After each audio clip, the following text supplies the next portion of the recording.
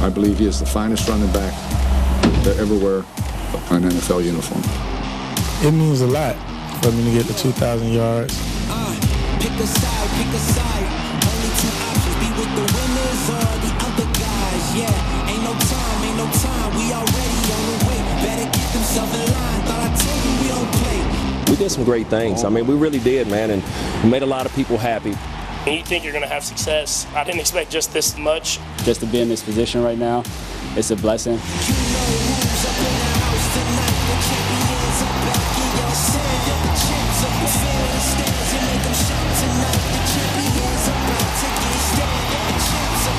A franchise record 238 yards.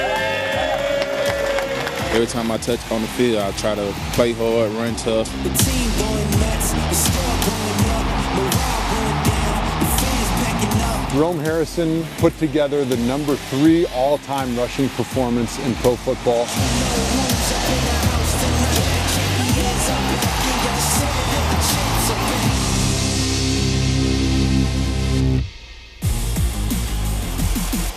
Welcome to Fantasy Football Yesterday as we continue our walk down memory lane here on CBS Sports HQ. We got a fun show planned for you today. We're going to talk about Peyton Hillis from the 2010 season, Josh Gordon from 2013, RG3 from 2012, some of the best performances, and then some of the steepest drop-offs. It's going to be a fun conversation here as we continue to look back at the best era of fantasy football, 1997 to 2019. I'm Jamie Eisenberg, that's Dave Richard, that's Heath Cummings, and that is Ben Gretsch. Before we get into the one-year wonders, the best injury replacements, the best outlier games for some of the lesser-known stars, we're going to talk about some of the best breakouts of all time, and that's what we're going to start with here on Fantasy Football Yesterday. And some of the best breakouts even happened as recently as 2018, as you'll see the list here as we get into it with Patrick Mahomes. Yes, we are expecting it to be the start of a fantastic career for Mahomes. Arian Foster had a very good 3-year stretch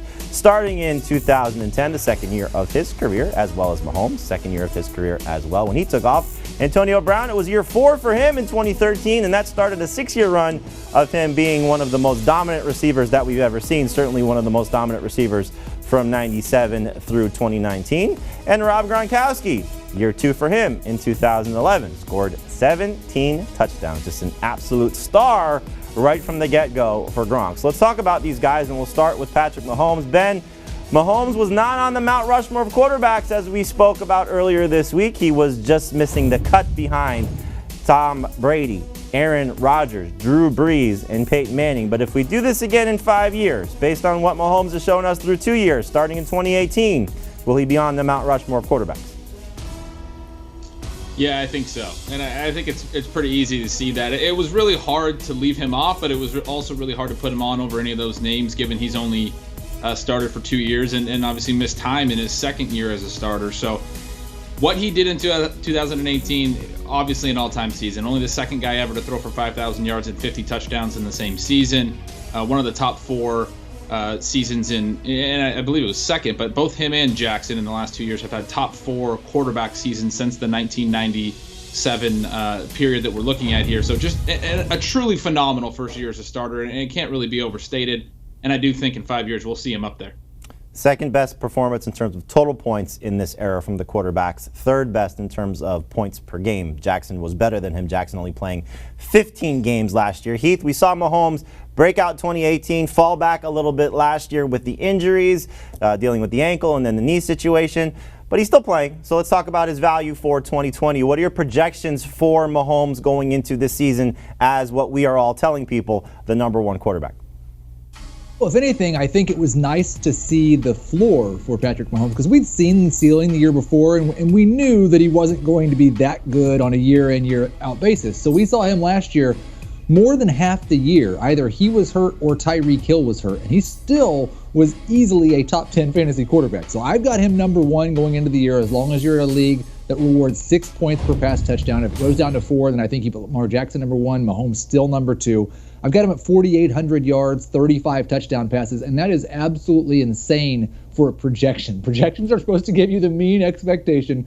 It should not surprise anyone if Mahomes throws for 5,000 yards again in 2020. Yeah, it should be another fantastic season for him. Hopefully for Lamar Jackson as well. You're going to see both those guys go back and forth. Again, we're all telling you that you should take Mahomes over Jackson, but I don't think we're going to fault you if you take Jackson over Mahomes. Arian Foster, like I said, great 3-year stretch. Starting in 2010, that 2010 season, he had 1,616 rushing yards, 16 touchdowns, 66 catches, 604 yards, and 2 touchdowns. Dave, we didn't put him on the Mount Rushmore either. He just fell behind guys. Clearly Marshall Faulk, LaDainian Tomlinson. But I think you can make a case that he's in the conversation with Priest Holmes and Adrian Peterson. Holmes from a short period standpoint where he just saw greatness. Peterson, he had better seasons than AP. So just remind people how good Arian Foster was. We liked him a lot heading into that 2010 season, and he definitely delivered. He was the first guy that everybody listed as, this is the breakout player. You got to get him on your team in the digital era. And you kind of felt like, all right, there are no more secrets anymore in fantasy football because everybody had Foster on that list after what he showed in 2009. But a Kubiak running back in the zone scheme, he was a perfect fit, undrafted player. He was great for a long time. He was an early first-round pick, if not first overall in fantasy drafts for a few years. And it's a shame that he kind of wore out his welcome in Houston. Then he went to Miami, and that didn't work out well for him either. But a great guy, great running back, great fantasy option. Yep, he was an absolute star in that Texans offense. Ben, some people might want to put Frank Gore on the Mount Rushmore of running backs. I don't know who would do that, but it was something that did come up on our Mount Rushmore discussion. Should Foster have been on that list and maybe kicked off Holmes or Peterson? He was we all ranked 6 players, and he was one I almost added and wrote honorable mention as my 7th. He was clearly my 7th. I didn't even have him at 5th or 6th, though. I don't think he's had quite the peak of Priest Holmes, and you can make the argument that in a different era, Foster's seasons were comparably productive, probably, but Holmes was just so special. But yeah, Foster's 2010, it really was that year where the hype was building all offseason, and he absolutely delivered. Just lapped the field as a clear running back 1. Let's go now to Antonio Brown. Again, that 2013 season for him, his 4th year in the NFL, 110 catches, nearly 1,500 total yards, fell 1 yard short of that mark, 8 touchdowns. That started a 6-year run for him of just consistently over 100 catches, clearly over 1,000 yards. Was great at finding the end zone, just an absolute star for fantasy managers. Ben Gretsch has talked about this on our podcast in terms of when you draft a guy, you expect him to deliver on expectations. He's done that in terms of what Brown has given us. But Heath, when you look at Antonio Brown, did you really think that 2019 was going to be the end of that run for him after leaving Pittsburgh and the whole saga that unfolded with the Raiders and then the Patriots? No, I don't think anybody saw this coming. I mean, he's in the prime of his career. He hadn't really shown a significant drop-off in terms of skill or efficiency. It's always a little bit iffy with number 1 wide receivers when they change teams, and we've known for the past couple of decades. We like to view these number 1 guys as a little bit of divas. So I don't, it shouldn't be, I guess, as much of a surprise, but it was shocking to us. The only thing I would argue about on this best breakouts of all time would actually be this selection, because I do think Marvin Harrison is again being overlooked and overshadowed. His 4th year better than Brown's, and his peak was longer. I don't want to make it sound as if this is the best breakout candidate that we have. These are just guys that we picked out at random based on the votes that we gave in terms of discussing this. So yeah, Marvin Harrison could be a better breakout candidate for sure. We spent a lot of time on our podcast on Fantasy Football Today. You can find that wherever podcasts are found. That there are a lot of different breakouts, different categories for it. Rookies could be breakouts. Marvin Harrison could be a better breakout candidate than Antonio Brown for sure, but Brown was just one that we sort of selected as this year being the start of his great run. Gronkowski, another player that had a great run starting in his 2nd year, 2011, 90 catches, 1,327 yards, and 17 touchdowns, considered the greatest year for a tight end in this era, over 20 fantasy points per game for PPR scoring. We're going to start to spin this forward a little bit as we look at some of our breakout candidates for 2020, and Gronk is a good transition here, Dave. So Gronk's going to now potentially add to his resume going to Tampa Bay in terms of being a great tight end. Hopefully it doesn't detract from him. He's clearly solidified himself as the best guy of this era. But when you look at Gronk now going to the Bucs, can he continue to play not at that 2011 level, but at a level good enough that we could trust him as a starter? a level perhaps where he gets 900 yards and 6 touchdowns like the projection is from Sportsline? Perhaps. I think the touchdowns could be better than 6 for him. I think that's really where he can start to be helpful for fantasy managers. Maybe he scores every other week. 8 touchdowns, I don't think anybody would put it past Gronk. I think the yardage is really the consideration here, especially if he's only going to catch 55 passes. That's a high receiving average for Gronk. I'm not sure how fast he still is, and I'm not sure just how healthy he'll be. And those are going to be the 2 factors that I think fantasy managers will weigh on draft day. But we've done countless mock drafts since he's announced his return. He's not going anywhere near the first 5 rounds of fantasy drafts, which means if you get him in round 6 or later, and he ends up being great, you've punched your ticket to potentially a championship in your league, certainly the playoffs. He'll help you get there. It's just a matter of him staying healthy in a year off of football. Can't put it past him being on the field for at least 12 games. That'd be nice. I believe 2011 was the last time he played, 16 games, and so he does have the best rapport with Tom Brady of the receiving core that he's going to play with, but he's also sharing the field with the most talent he's ever been on the field with Mike Evans and Chris Godwin. The one thing you look at with Gronk is there are really 4 tight ends that are going to be drafted without any sort of hesitancy, with Kelsey, Kittle, Ertz, and Andrews. And then after that group, it's kind of who do you like the best? I know you like Higbee.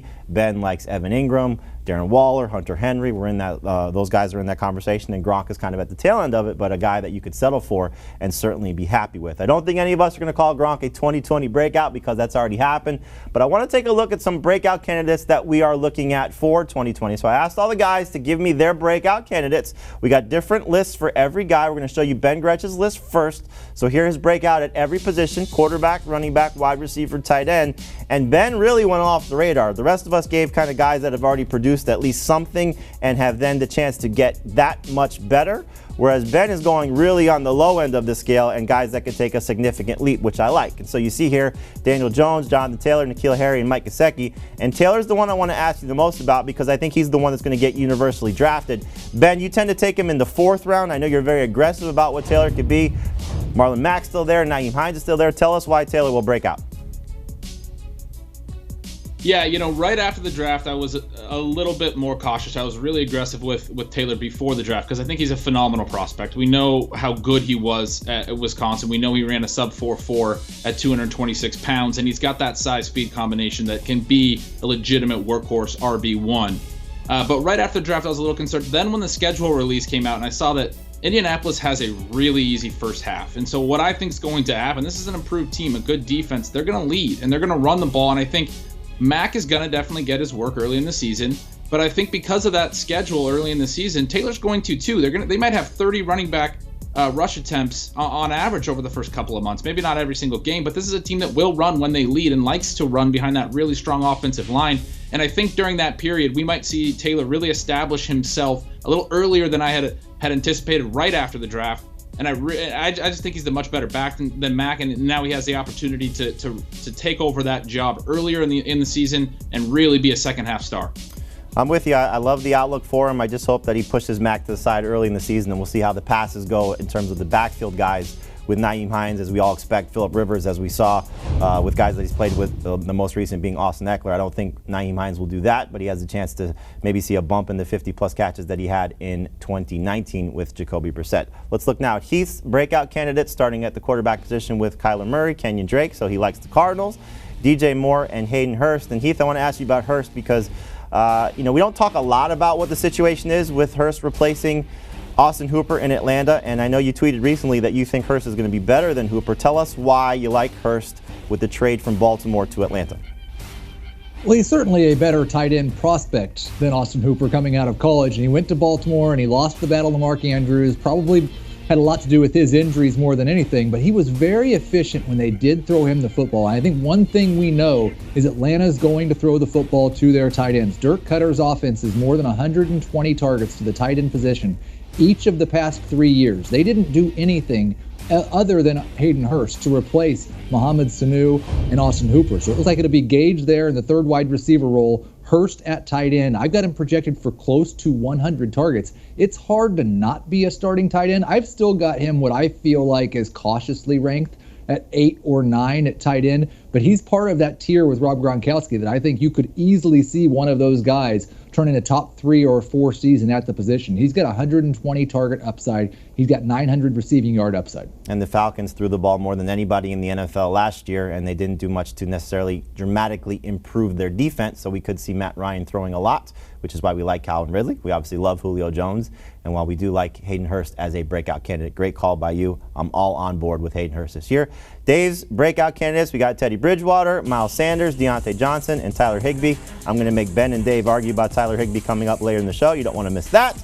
But here we go with Deante Johnson, Dave. I know you're a little bit down on Juju Smith-Schuster. Johnson entering his second season could have a very, very strong campaign with Ben Roethlisberger back. So I can say the same things about why I'm down on Juju with Deante Johnson. We just don't know about Ben Roethlisberger, and we know that Pittsburgh added Eric Ebron and Chase Claypool to their receiving core. But Deante Johnson just has unbelievable explosion, certainly more explosive than Ebron or Claypool, and he might be more explosive than Juju as well. He's going to line up outside, big yard after catch type of wide receiver, big play type of wide receiver. And I think about this. Last year he was tied for the team lead in targets with Juju, 5.8 per game. I know it was a wacky year in Pittsburgh, but even those quarterbacks that weren't experienced, they could have leaned on Juju. They went to Deante Johnson just as much as they went to Smith-Schuster. So I think he does have some potential, but it does come down to Roethlisberger being right. If Roethlisberger's arm isn't the same, then Deante Johnson doesn't have a chance. But if it is good, and if he is throwing downfield, then Deante Johnson could be the receiver that you draft on your bench and end the year starting him as a number 2 option. 2 notes on Deante Johnson, which I'm sure will back up your case. Our colleague Brian McFadden, who knows the Steelers as well as anybody, won 2 Super Bowls there. He said, even including Juju Smith-Schuster, Deante Johnson is the best route runner for the Steelers. And you look at, obviously, the last time Roethlisberger played, it was Antonio Brown and Juju, but he did support 2 wide receivers having monster campaigns. So maybe Johnson is the Juju and Juju is the Antonio Brown, and both guys put up monster numbers. And everybody is happy, especially those of you that take Deante Johnson with a late-round pick. For me, my breakout candidates, Josh Allen at quarterback, Clyde Edwards-Helaire, maybe you've heard me say I like him a little bit, Calvin Ridley at wide receiver, and Jonnu Smith at tight end. For Josh Allen, I think you look at the situation is we talk a lot about the 5 quarterbacks at the top, 6 quarterbacks at the top. You look at clearly Mahomes, Jackson, Kyler Murray, Russell Wilson, Dak Prescott, Deshaun Watson. I think Allen is a very solid 7th, and you saw last year he was top 3 in rushing yards at the position. He led all quarterbacks with 9 rushing touchdowns, and they add Stephon Diggs with just continuing to make this receiving core better. 2nd year in a row, John Brown and Cole Beasley the year before. Stephon Diggs this year. I think Josh Allen's headed for another statistical bump. I think he's got a chance to be a potential top 5 quarterback. And as you see here, Sportsline's projections have him in the top 5. So if you're a little bit skittish about where you have to draft somebody like Kyler Murray, who's in a similar situation, 2nd year for Murray, 3rd year for Allen, but guys that rely on their legs, wait out Josh Allen a little bit more. Value is better, and production could be the same. And so I like the outlook for Josh Allen going into year 3 for him in Buffalo. So there's our breakouts for 2020 following our breakouts of all time, but we're not done here with fantasy football yesterday. Another walk down memory lane coming up next year when we take a look at the one-year wonders. RG3's 2012, Peyton Hillis in 2010. We're going to tell you about how those guys did and how they followed up the next here on Fantasy Football Yesterday. Welcome back to Fantasy Football Yesterday. We're taking a walk down memory lane and looking at some of the best and some of the worst performances from 1997 to 2019 and having a little fun with some of the one-year wonders. I'm Jamie, that's Dave, that's Heath, that's Ben. Let's take a look at the best one-year wonders of this era for fantasy. Guys that had a spike in production and then for the most part were never heard from again. A lot of Browns on this list. Derek Anderson, Josh Gordon, Gary Barnidge, and Peyton Hillis. I'll tell you about those guys coming up next. Robert Griffin III, that 2012 rookie season was amazing. He's now a backup for a reason. Nick Foles fighting for a job in Chicago. Had a great 2013 with the Eagles, though. Justin Forsett came on for Ray Rice in 2014 for the Ravens.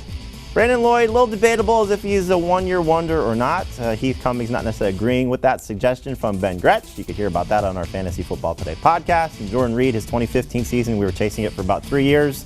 Just never was the same. 17.7 PPR points per game for Reed in that 2015 campaign. So let's talk about the Browns here. And again, Anderson, Hillis, Gordon, Barnidge. Those are 4 guys that had just spikes in production in a big season for each of them.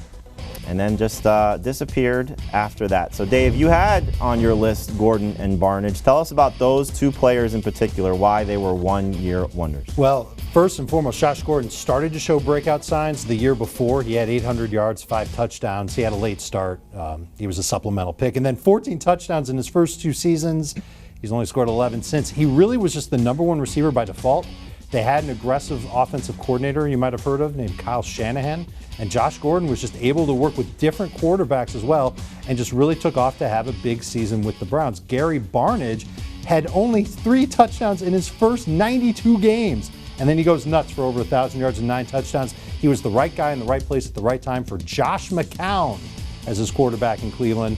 And then no one really heard from him again after that because he wasn't very good. Wasn't good before, had a big year, wasn't good after. Heath said this when we were talking about our ultimate fantasy draft, that Gordon, based on that 2013 season, people still were drafting him as recently as 2019, and we know that he's unfortunately dealt with suspensions. The reason why he was a one-year wonder was because the 2014 and 2015 season he was suspended for both of those years. Peyton Hillis is kind of the poster boy for one-year wonders. That 2010 season with the Browns, fun fact, he was actually traded from Denver to Cleveland for our own Brady Quinn. He was part of the trade going from Cleveland to Denver with Peyton Hillis in exchange, and he had over 1,600 total yards and 13 touchdowns that season in 2010, 61 catches.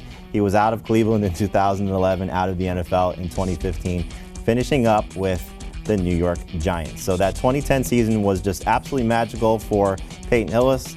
Unfortunately, never able to recreate that once again.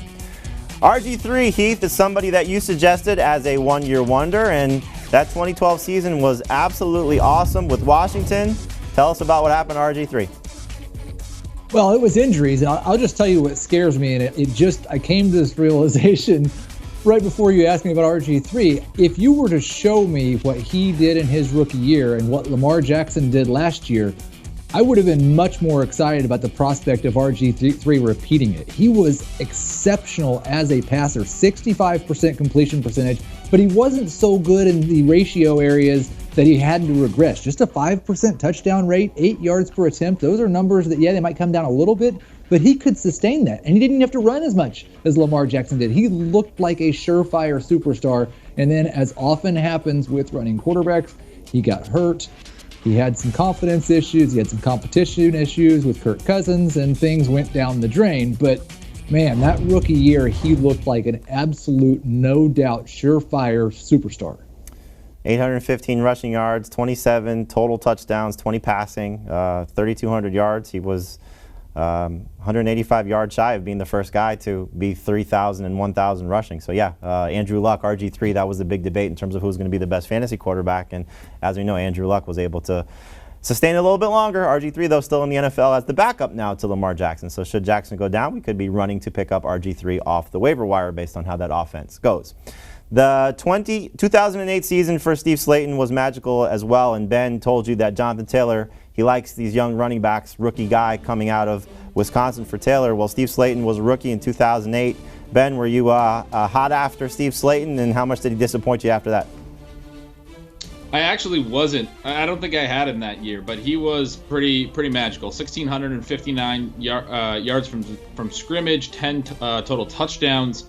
Averaged over 100 yards per game as a third-round pick, and it wasn't really what any of us expected necessarily coming into that season, but it was a huge breakout season. And then I think kind of the more interesting note with Slaton is that the fact that he wasn't able to back that up in 2009 is exactly what opened the door for Arian Foster, who we talked about earlier on the show. Slaton, by midseason 2009, had really stumbled, and then he gets hurt, and then Arian Foster closes 2009 with over 200 rushing yards in the final 2 games of that season, and sets up Arian Foster's breakout 2010. So a really interesting period for the Texans, and it's why we love those Gary Kubiak, zone running backs to this day. And he's going to get his hands on another great running back as the offensive coordinator for the Vikings now. So Dalvin Cook coming off a strong 2019 season with Kubiak's influence. We'll see if that carries over to 2020. We're all counting on it, which is why we have Dalvin Cook as a surefire first-round pick. But yeah, Slaton to Arian Foster, that was a great 1-2 punch in terms of Slaton, getting hurt and then Foster taking over. But Slaton started in 2008, just was not able to sustain it. He was out of the NFL by 2011. So there are the top 10 one-hit wonders of the 1997 to 2019 era. But we want to spin this forward again, and we're going to look at some players who had big seasons in 2019, and could they be one-year wonders as well? So here's the list of guys that we have come up with, the four of us on this show. Ryan Tannehill, Derrick Henry, a pair of Titans, coming off some strong years in 2019. You could debate, are they one-year wonders, or are they just guys that had spikes in production? Another, debatable situation when you look at this type of category. Aaron Jones, Ronald Jones, Courtland Sutton, Michael Gallup, Deante Parker. You see the wide receivers, and then the tight ends at the bottom there, Darren Waller and Tyler Higbee. So, Heath, you suggested Deante Parker as a guy that's a potential one-hit wonder, coming off a season with 72 catches, 1,202 yards, and 9 touchdowns. Huge spikes in production. I share the same sentiment with you, but tell us what your concerns are with Parker going into this year. It's both the past and the future. There's a reason. We've had a debate here recently whether it's a second-year breakout for wide receivers, a third-year breakout for wide receivers. There's been no one saying it's supposed to be the fifth-year breakout for wide receivers. That's because, generally speaking, if you're bad for the first 4 years, you're not going to be good in year 5. Parker had this resurrection, it seems. He stayed healthy. Ryan Fitzpatrick threw the ball to him, but chances are he's not going to match what he did last year, especially with all the turnover. They've got a new offensive coordinator. They've got likely a new quarterback at some time this season. And then there's the problem of 2019 itself. Before Preston Williams got hurt, he had more targets, more receptions, and more yards than Deante Parker. This breakout may have never happened if it wasn't for the Preston Williams injury.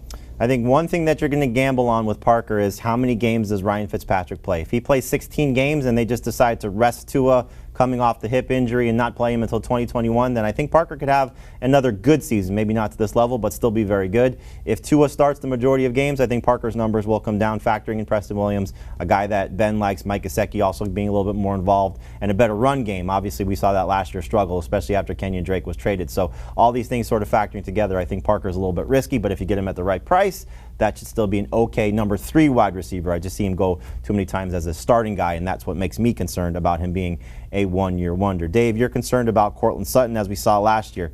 Dominated for the Broncos. 124 targets, 72 catches, 1,100 yards, 6 touchdowns. The second best numbers in those categories. 66 targets, 43 catches, 562 yards, and 3 touchdowns over a variety of players. But you're concerned about Sutton as what? Well, they just added Jerry Jeudy, who's a heck of a receiver coming out of Alabama, and KJ Hamler, who's a speed demon that can play in the slot. They also added Melvin Gordon. They want to run the football a little bit better, and Melvin can catch the ball out of the backfield. Noah Fant's entering his second year. Suddenly, this Broncos offense is loaded. And if you look at his catch rate last year, it was 58%. But if you dig into his passes from Drew Lock, that catch rate actually falls to 54%.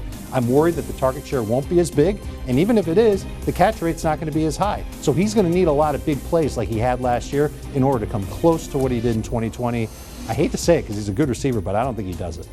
It's going to be tough. And, we had on our NFL draft show when the Broncos drafted Jerry Jeudy, Brady Quinn said that Jeudy automatically becomes the number 1 wide receiver for the Broncos. I think it's going to take some time for that to happen, but Judy's profile, his prospect, says better than Courtland Sutton. So it will be fun to see how those two guys go head-to-head for that number 1 spot. Nice problem for the Broncos to have, though, to have 2 pretty solid wide receivers there with KJ Hamler now the 3rd option. All right, here we go. Let's go. We're going to have a little fight right now. So, Ben, you got Tyler Higbee as a one-year wonder. We saw at the end of last season 5 games with either 100 yards or a touchdown.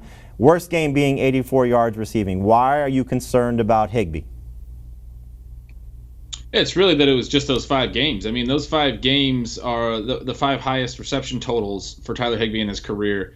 The top 4 and 6th highest receiving yardage totals in his career for his only 400-yard games. It was a tremendous stretch, but at the same time, Gerald Everett only played 4 offensive snaps in those 5 games. He missed 3. He did come back for the final 2, and Higbee still maintained that big role. There's still plenty of upside here with Higbee. It was a legitimate late-season breakout, and there's reason to expect that he could carry that over. I'm just a little bit concerned that Sean McVay is going to need to rethink kind of his whole offense after the Patriots sort of exposed that in the Super Bowl the year prior, and they stumbled a little bit last year, and they wound up with Higbee late, but I just don't know if that's what sticks going into 2020, so I'm just not sure that I can trust these 5 games carrying over into next season. All right, Dave, as somebody who once sat in this chair used to say, look into the camera and tell Ben why he's wrong. Look, I think one of the things that Find Sean your voice McVay first. did last year, I know, right? One of the things that Sean McVay did last year during the season was reconfigure the offense. He did it with Tyler Higbee, who averaged over 11 targets per game in those final 5. I don't think he reaches that type of target share, but I think he's going to stay involved in this offense. He's going to play quite a bit. He was almost an every down player toward the second half of the season. And Ben, here's a stat even you'll love. He was third best all season long in terms of tight ends in yards per route run. 2.6. So he's explosive down the field. They were using him on screens. When's the last time you saw a tight end get used on screens multiple times per game? I think his target share could be right around 7 or 8 per game. I think he'll be a factor in the red zone. And if that run game can't get going with Cam Akers in LA, you're going to see him really have a monster year. I'm convinced he's the 5th best tight end in fantasy. It's something that certainly, again, we're going to see. Once you get past those first 4 guys, I'll tell you, Kelsey, Kittle, Ertz, and Andrews, it's almost who do you like the best? Dave's going to take Higbee. Ben, you're going to take Evan Ingram. Heath, who's your guy? Is it still Waller? It's still Waller. Okay, Waller. You got Hunter Henry. You got Gronk now. Hooper, Hurst. I mean, it's just it's a fun conversation to have. It's fun to look at those rankings, and that's why we have shows like this to tell you who we like the best.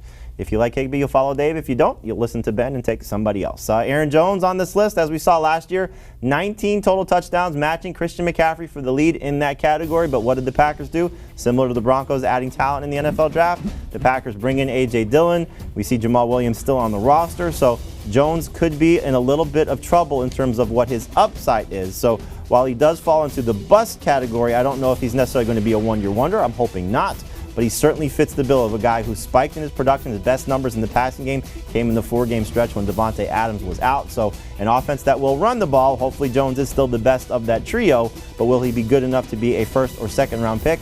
I think that's probably hard to say after what we saw from the Packers this offseason. All right, when we come back, we're going to tell you some of the best injury replacements of all time, guys that either benefited from a preseason injury or an in-season situation. Michael Vick, Kareem Hunt, Terrell Owens got his start when the Hall of Famer went down. We'll tell you about those guys next here on Fantasy Football Yesterday. Welcome back to Fantasy Football Yesterday. So we've all won a lot of fantasy football championships, and sometimes that happens when a star player you have goes down and you pick up the next guy off waivers. Sometimes that happens after your draft. It could be a preseason injury. It could be during the season when you pick up one of those guys. And some of these injury replacements have been very successful, and that's what we're going to talk about right now. I'm Jamie, that's Dave, that's Heath, that's Ben. Let's look at the list of some of the best injury replacements of the era. We're talking about 1997 through 2019. T.O. getting his start when Jerry Rice suffered a torn ACL. I believe it was week 2 of the season. And boy, did T.O. have a monster career following that. Randall Cunningham.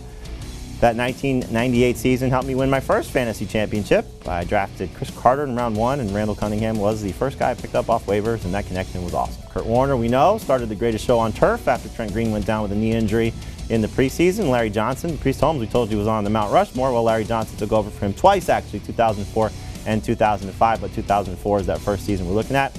Roy Williams suffered a rib injury in a game against Kansas City in 2009. And Austin in that game, 10 catches, 250 yards, and 2 touchdowns, including the game winner in overtime. Michael Vick took over for Kevin Kolb in the second act of his career, and Kareem Hunt. Spencer Ware was injured in the preseason, and Hunt became a fantasy star, leading the NFL in rushing as a rookie that 2017 season. So let's start with Michael Vick here, Dave. That 2010 year, he played a little bit in 2009, but we know 2006 played for the Falcons, was a star, had the 2-year absence from the NFL as a result of his involvement in the dogfighting ring. And, comes back in that 2010 season replacing Cobb. He only played 12 games, but just special performances. And, I asked this on the Mount Rushmore conversation for quarterbacks. Had he played 2007, 2008, continued his career maybe with the Falcons, who knows, but would he have been on the Mount Rushmore of fantasy quarterback? He might have been, because what he did as a rusher on top of a passer is what made him just amazing for fantasy and just racking up those types of numbers. And it took him about 10 seconds to do exactly that after Kevin Kolb got concussed week 1 of the 2010 season. And he just went on to have a monster year. Think of this type of consistency. He had 9 of 12 games with multiple touchdowns, 7 of 12 games with at least 40 rush yards. His completion rate was great in every game. If he had a full career of that, I think he would be on the Mount Rushmore of fantasy quarterbacks, because he would just have unbelievable totals year after year. That 2006 season, the first quarterback to ever run for 1,000 yards, and I think he probably would have gotten to 3,000 passing yards if he had stayed on that type of pace. Could he have done it in the same season? Who knows? But yes, he probably would have knocked Tom Brady of all people. He was the 4th guy we had on the Mount Rushmore. Could have knocked Tom Brady off of that list. For Kurt Warner, again, replacing Trent Green, what he started with the greatest show on turf. Marshall Faulk, as we know, was on the Mount Rushmore for running backs, but 4,300 passing yards, 41 touchdowns that season, 42 total touchdowns because he scored once on the ground. Kurt Warner, one of the best stories in NFL history. He was bagging groceries at one point before his NFL career took off and just got the chance to be an absolute special player, Hall of Fame caliber quarterback, and it started with Trent Green going down. Go figure, injury helping Kurt Warner become the quarterback that he became. For Kareem Hunt, he was a fantasy star as a rookie in that 2017 campaign. Ben, we'll spin it forward here a little bit. So Hunt now with the Browns, that season in 2017 was magical, but he's backing up Nick Chubb. Last year we saw after his suspension, came on and did a lot of great things. Can we ever see him, maybe not getting back to that 2017 level again, but can we see him getting back to maybe a starting role after this season, or maybe even this season, depending on how things go? Are we ever going to see that type of performance from Kareem Hunt again? It might be tough. I mean, he is already kind of getting up there in age. He's not certainly an old back, but he'll turn 25 in August. And after this season, we start to think 26, 27. It might be tough, and we don't really know where he'll play and where he might land. But I do think when you talk about this season, and you look at what type of value pick he is in the middle rounds, he's easily the best handcuff, I think, in the NFL this year, and he's going to have his own standalone value, right? We know he's going to be involved in the passing game and score some touchdowns. But if something were to happen to Nick Chubb, I think Kareem Hunt would be this year a very clear workhorse and would be immediately probably a top 5 running back. So somebody that I think is worth that mid-round price tag because he definitely has that type of upside, and you know you're at least going to get probably good, serviceable bye-week bench-type production, even if Chubb is healthy. And the one thing I think we keep bringing up Kareem Hunt's name a lot is in regard to Clyde Edwards-Helaire, because rookie running back for Andy Reid in 2017, again, led the NFL in rushing, was a special player in that season. Edwards-Helaire hopefully can follow suit. Could be a little bit tougher because we did see Hunt benefit with Spencer Ware going down in the preseason. Damian Williams, I think, would need an injury for Edwards-Helaire to reach those type of heights, but he does have that potential to be a special fantasy running back. You see Sportsline has him projected as at least a number 2 running back. I'm probably the most aggressive in ranking him as a borderline number 1 guy. So, Heath, you said that T.O. should have been on the Mount Rushmore of wide receivers, and it all got started when Jerry Rice suffered that ACL injury in 1997. And so T.O. that year goes on 60 catches, 936 yards, and 8 touchdowns. Just make your case again on how great T.O. was, and it may not have happened if Jerry Rice didn't get hurt. You know, it's funny. You think about how fortunate the 49ers were in the 80s and 90s. They go from Montana to Steve Young. They go from Jerry Rice to Terrell Owens. It's also funny how this got started because he had 500 yards in his first season, his rookie year, Owens did. In week 1 of 1997, he had just 1 target. Week 2, Rice gets hurt. They just peppered him with targets, 11 targets in that week 2 game. He caught 2 of them for 24 yards. Looked like a complete and total bust, and then did not look back from that point. 900 yards, 8 touchdowns in his final 14 games, added another 149 yards and a score in the playoffs, and was a Hall of Fame receiver from that point forward. Not only was that amazing, but Jerry Rice came back and continued to play and played at a Hall of Fame level as well, you know, with the Raiders after making the move from San Francisco. So both guys still, were able to produce at a high level. But yeah, T.O., from one Hall of Famer to the next, was fun to see how the 49ers were able to manage that and manage it very well. So one thing we talk about with injuries, and Ben sort of brought this up, and I think it's a little bit different conversation when you talk about a guy like Kareem Hunt, who's going to be a mid-round pick. I think when we look at handcuffs, because this is typically when these injury replacement guys tend to become stars. Hunt, not necessarily the same thing when it happened for him in 2017. But here's a list of some of the more prominent handcuffs that we've been drafting so far in our draft. There's certainly a couple of other guys that can make this list, but you look at the 3 at the top, I've seen them go in every draft. Heath, you seem to take 2 of them sometimes. When you take Tony Pollard and Chase Edmonds, I know those are 2 guys you're going to gravitate toward. Dave, you are typically a guy that is pro handcuffs. So drafting Zeke, I know you'll try and get Tony Pollard. Draft Dalvin Cook, you'll try to get Alexander Madison. Why do you take that philosophy with getting the second guy on the same team? Think of it as an investment on your first round pick. You've got the stud running back. You know that the guy behind him is a pretty talented running back in his own right, and if he was given an opportunity like Kareem Hunt had back in the day, he'd put up numbers similar to, or maybe in the case of Hunt, better than the running back in front of him. And all it takes is a pick in round 9 or round 10. I'm not asking you to spend a pick in round 4 to back up your running back in round 1. And as we were talking about Steve Slaton and Arian Foster and running backs that did well with Gary Kubiak, it got me thinking about Alexander Mattison. And we know that Dalvin Cook has missed 19 games over his career. Alexander Mattison could be the next Arian Foster. That would be amazing if it happened, and you want to have that on your fantasy team. If you take Dalvin Cook in round 1, make the effort to get Alexander Mattison, lock in that backfield. So I know, Heath, you're anti-handcuff, and Dave sort of brought something up in the positive side, but it worked out in the negative side last year because when Cook was out, Madison was out. And so, Heath, I know you're anti-handcuff. Not necessarily you're not telling people just completely to avoid it, but it's not something that you necessarily practice. Tell us your approach to handcuffing running backs. Well, I think the funny thing is I may have drafted Chase Edmonds and Tony Pollard more than anybody. I don't know how often I've drafted Kenyon Drake and Ezekiel Elliott. So I am not at all opposed to taking backup running backs on other teams. I just don't want to get trapped taking a guy that is a backup just because he's the backup to my running back. I want to take the most talented guy, because if I take some like Darrington Evans and I've got Derrick Henry and Derrick Henry makes it through the first month of the season healthy, I'm probably not going to have Darrington Evans on my roster any longer. That's one of the main reasons I don't like to draft handcuffs. Ben, one answer: pro handcuff, anti handcuff. Just give me the answer: pro or anti? Anti. All right, there you go. So Dave loves handcuffs. Ben and Heath a little bit against the philosophy, but could work out for you in a big, big way if you have that guy on your bench throughout the season and that starter does get hurt and the production is just the same. All right, when we come back, we're going to take a look at some of the best outlier games, some of the biggest shocking performances of all time. You got Nick Foles. Who remembers Jonas Gray? Will Fuller on that list as well. Should be a fun conversation here next on Fantasy Football Yesterday.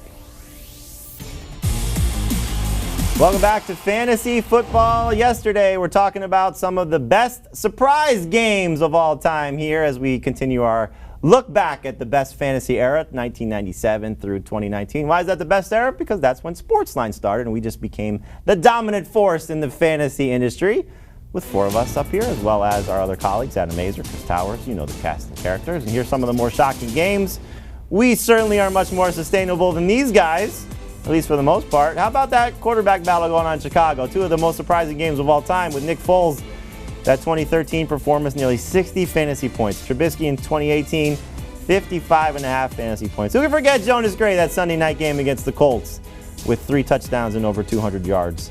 The Wildcat game in 2008, and you see the list here. Will Fuller, the one from last year, is the one I'm sure most of us remember when he was just awesome against the Falcons, 217 yards receiving and 3 touchdowns. So we're going to talk about some of these games. If you want a great breakdown of it, check out our Fantasy Football Today podcast. You can listen to that wherever podcasts are found. Heath was right on the ball when Adam Mazer asked him about the best outlier games. He was right to it with Marvin Jones. Twice, as a matter of fact, Marvin Jones with some great outlier games. But he's a little bit too much of a star compared to some of these guys, at least based on his career. So Foles in 2013, Dave, we know for the season he was pretty good. That game against the Raiders, though, 406 yards, 7 touchdowns. I mean, could we get another season from him this year like that 2013 season in Chicago? 7 touchdowns per game, is that what you're looking for? That'd be nice. Might take him over Mahomes in that case, but yeah, 27 touchdowns, 2 interceptions.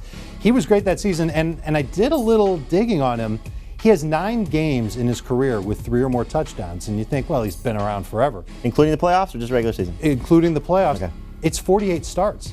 So more than 1/6 of the time he's coming through with a big game. If he shows something like that type of potential when he starts to practice with the Bears, he's going to knock Mitchell Trubisky to the bench like it's nothing. And he might do it anyway. But I don't know if he's got potential to come up with 3 touchdowns even every 4 games in Chicago. Does have a nice game under his belt, though. He took on a terrible Raiders defense. They were 4-12 that year. They were 29th in points allowed. They were bad. He took advantage of it. Jonas Gray in that game against the Colts, 37 carries, 201 yards. I think I said 3 touchdowns. 4 touchdowns in that game against Indianapolis. Ben, nobody was starting Jonas Gray that week, aside from maybe a friend of our producer, Andrew Baumer. He told me that a buddy of his started Gray that night against the Colts. Did you pick up Gray off waivers after that game against Indianapolis? You know, I can't recall, but what I do think is so fascinating about this game is that he showed up late to a meeting the next day, just a little bit late, and the next week he was active, but he didn't touch the ball. He actually only got 20 touches the rest of that season after 37 that night. Of all the things that Bill Belichick did with his running backs, all the shenanigans we went through, this was the most quintessential Bill Belichick moment where he has Jonas Gray, it turns him into a 200-yard, 4-touchdown rusher and then doesn't even give him the ball the next week.